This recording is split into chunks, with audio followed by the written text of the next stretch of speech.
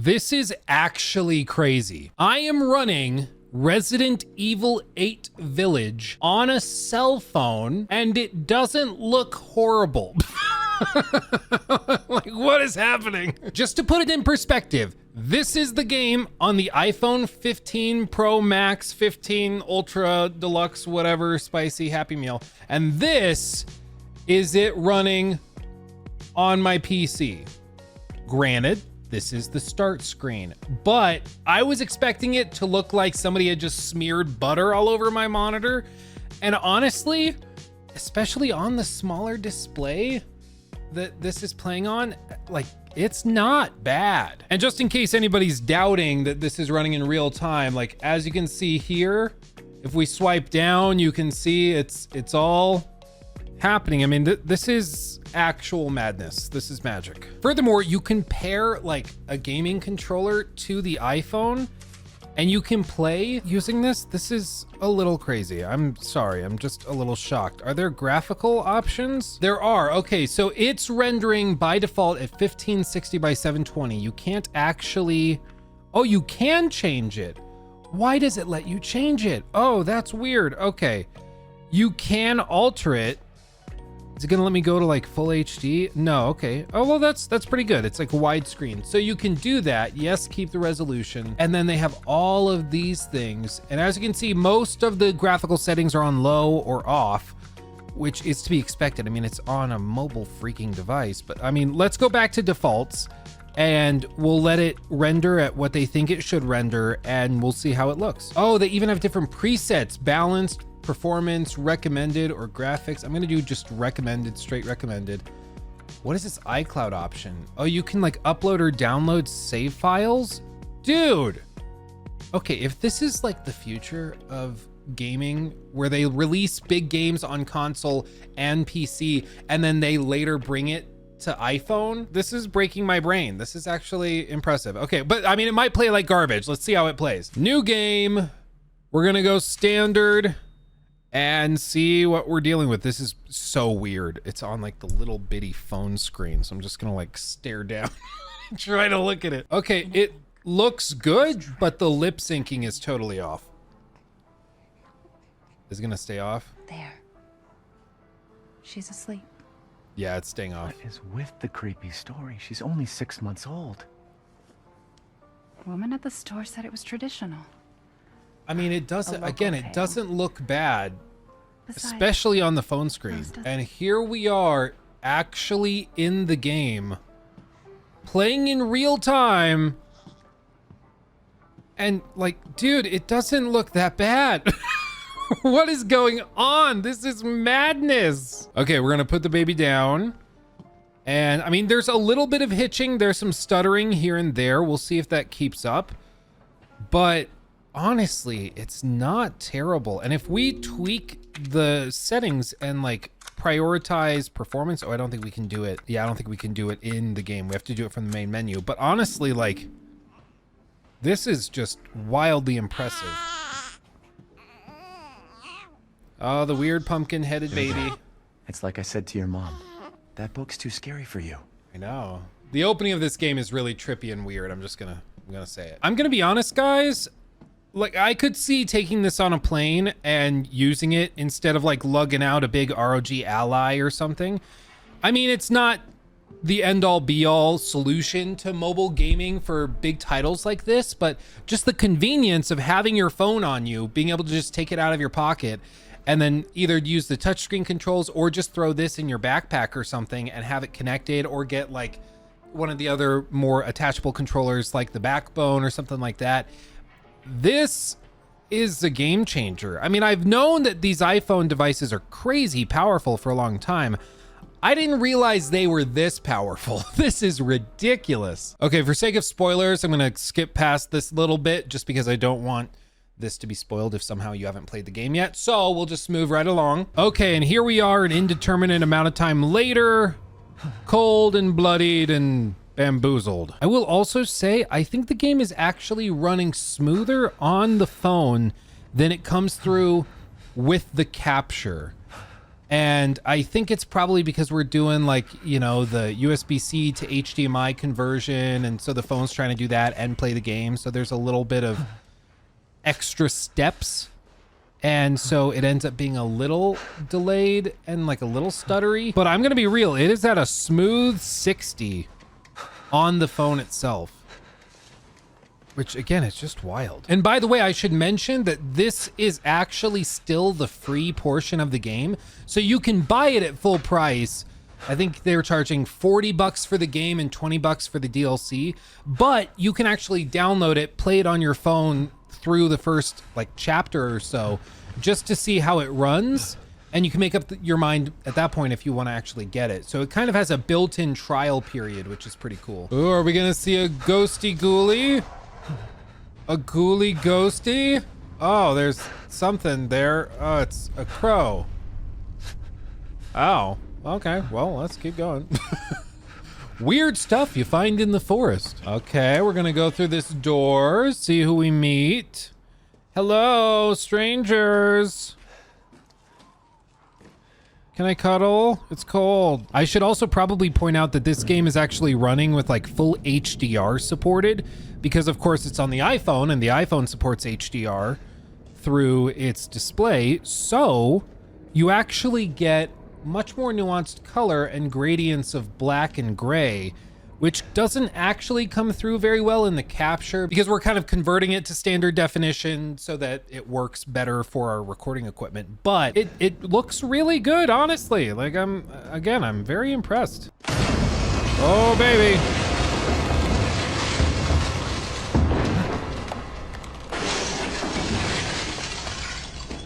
I wonder what that could have been. And here we come to the precipice to look over the Resident Evil 8 village. Where the hell am I? Oh, dude.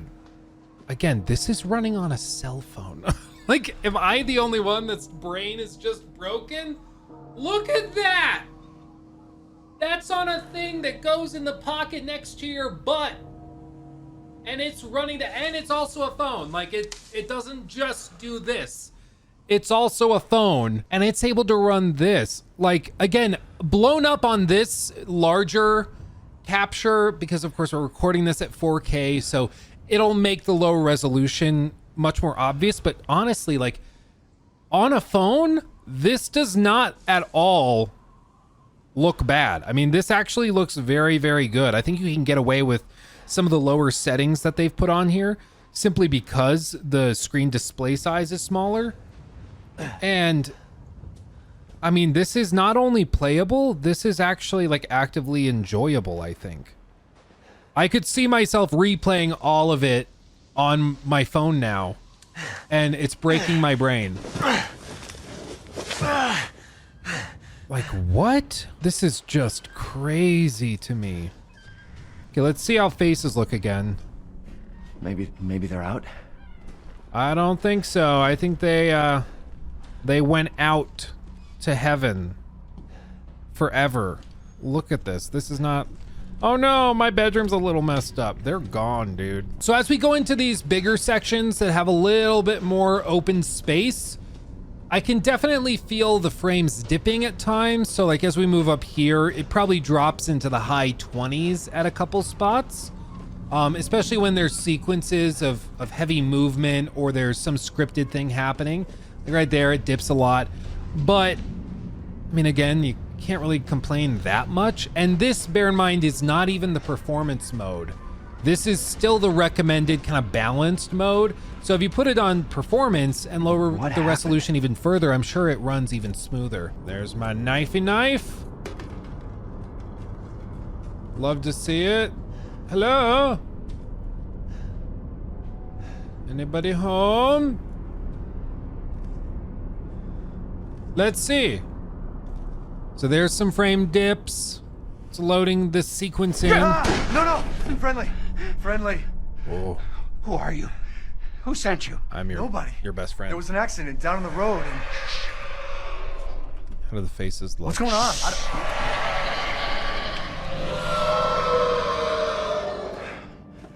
Dude, this is technically a mobile game. Look at this. They're coming. It's giving Who me a is? migraine. What the hell was that? You have a gun? What? Please tell me you have a gun. No, why would I? Okay, that's not me. That's not the capture. That's the game. So there seems to be a consistent issue where the lip sync and the dialogue gets off, and maybe it's because like the frames are dropping and so it's not holding steady, so the dialogue plays out at a faster rate than the like game is able to manage. Maybe that's what's going on, but it is strange that there's been a handful of scenes where that happens. So I guess that's a thing they could work on and fix. That seems to be a consistent issue. Oh, dude, it's so juicy. Oh, God. Oh, no. Here we go. I'm gonna pop a cap. I'll do it. I'll do it. Pop a cap. Oh.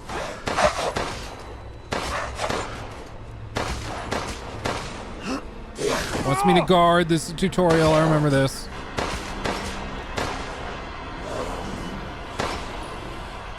Oh my God, I'm so bad with the controller.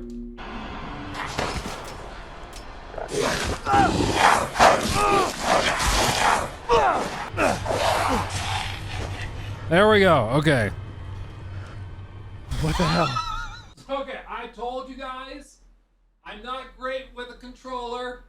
I know my way around like a mouse and keyboard and stuff. I can handle my own when that's what we're dealing with, when that's the tool. This though, I'm totally helpless. I'm probably better with this though than if we were playing like with the touch controls. I haven't even tried those yet. What are the touch controls like? Oh my God.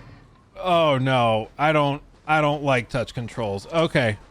If you're one of these people that can play like this, you know what? Props to you. More power to you. I don't know how you do it. Oh my God. I don't know how you do it because I have no idea how you would manage that. One thing I am noticing picking it up though, this thing is hot. Like it is very McCrispy right now. It's like right there. I'm guessing that's where the chip is. That's where the actual chip is. And this is with a case on.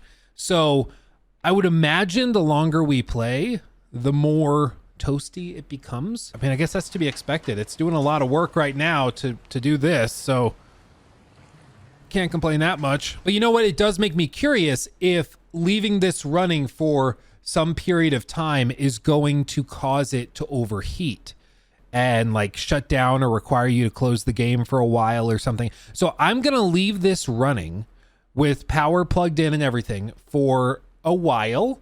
Maybe I'll set the timer for like 20 minutes or something. And we're going to see if it's still running after that period of time or if it gives us any warnings. Okay, but while it's doing that, let's talk a little bit about what's going on here. For one, here are some side-by-sides as we talk about this. So you can see what the game looks like when running on my gaming PC from Apex Gaming PCs with a 4090 and pretty much every bell and whistle you can imagine, and then side by side with the iPhone 15 Pro Max. As you can see, obviously there's a lot more fine detail in the PC version, but for a mobile port, this is freakishly impressive. My biggest frustrations are actually in the frame dips and the audio desynchronization that seems to happen during cutscenes, but hopefully they can patch that out, or perhaps playing on ultra performance mode can help it. I guess time will tell. But other than fine detail, it's not like this is an unrecognizable game when running on this device.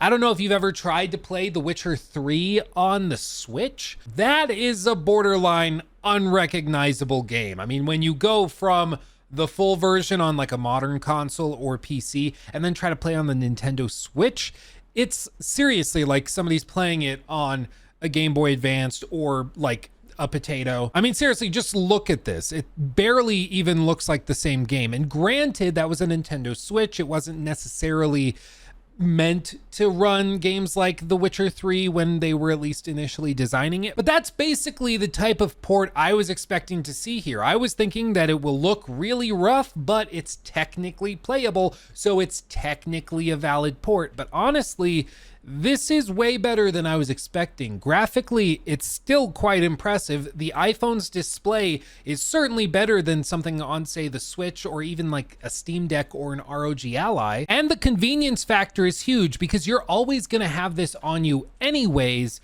So it's not like you have to lug around a big ROG Ally or Steam Deck with you. You could just bring your phone, and if you are like me and you don't like the touch controls, you just bring a controller or, like I said, a backbone or some other accessory, and then you can play on the go wherever you are at any time. And one other thing I'll mention, just because I touched on it a second ago, the phone is very hot to the touch. It's understandable, it's doing a lot of work right now, but it's so warm to the touch that actually if I swipe down from the notification menu, you can see it's put charging on hold until the iPhone returns to a normal temperature. And it's not like it's at full, it's actually sitting at 85%. It's not done charging, but they've stopped charging because it's so hot. Good news, I guess, is that it's not getting any lower in the battery department. It's just not adding any charge to it. But still, I mean, that's something to consider if that matters to you, I suppose. But again, like if I just disconnect this from the HDMI output, like this is a full game that was on like the PS4 and Xbox One and PC, and then eventually, of course, PS5 and Series X and S. And it's running on this. I will never cease to be amazed by this. This is crazy. And then when you're done, it backs up your cloud saves in iCloud, and then you can just close it down and go back to your regular life like nothing happened. Like, what is going on? This is madness. So I know that Apple has been saying for a long time they wanted to get into gaming, but it was always kind of like a half-assed attempt. They would have like a couple of ports on the Mac and they ran okay, but clearly Mac was not intended to be a gaming platform. But Apple seems to be approaching it a little differently now. We all assumed that they would be like trying to make the Mac the gaming platform because that's their main computer line. That's what they would do. But then people started talking, maybe they make a handheld device, maybe they make a Switch competitor or a Steam Deck competitor or something. But the answer was sitting in front of us the whole time. They're already selling you a portable, high-end premium electronics device that's stupid powerful. So why not give it a little extra oomph, put it on the top of the line models, in this case, the Pro version of the iPhone 15, and then sell it to you at a premium, because this phone is like $1,200 or something stupid like that. And then you subsidize the development of ports of big recognizable games to show that your device, your portable cell phone that you're gonna have with you anyways, is capable of running those games on the go. Like, this actually makes me stop and really like consider on trips and traveling, which I do fairly frequently, just bring in my phone. Like, especially as they continue to port more games, this is the first of many. They've got this, they're gonna have Resident Evil 4 remake, they're gonna have Death Stranding, and then eventually Assassin's Creed Mirage is coming next year. They have a lot lined up, and I would assume it only grows more and more as time goes by. And again, I'm just genuinely shocked at how powerful this is, and also how capable the devs are that they could get it running even half decently. I think it still has a little bit of room to go because it still has some quirks like the audio desync, but frankly, my dear, that was pretty impressive. You know, it's also impressive, Apex gaming PCs. I use this thing every day of my life. I love it dearly, and I cannot recommend Apex gaming PCs enough. They're an official partner of this channel, of my streams. They were generous enough to sponsor this video as well. And I just want to let you know that if you're looking to get into PC gaming, but you don't want to start, or if you just don't want to be bothered to build your own PC, go work with guys that do this all day, every day. They are experts in the field. They build beautiful PCs that are as powerful as they are gorgeous. And I mean, seriously, I can't recommend them enough. This is one of those cases where like the YouTuber promoting something actually believes in the product, because I use it almost every single day of my life. I mean, it's right here in all of these videos. It powers all the game footage and review footage and stuff you see on the channel.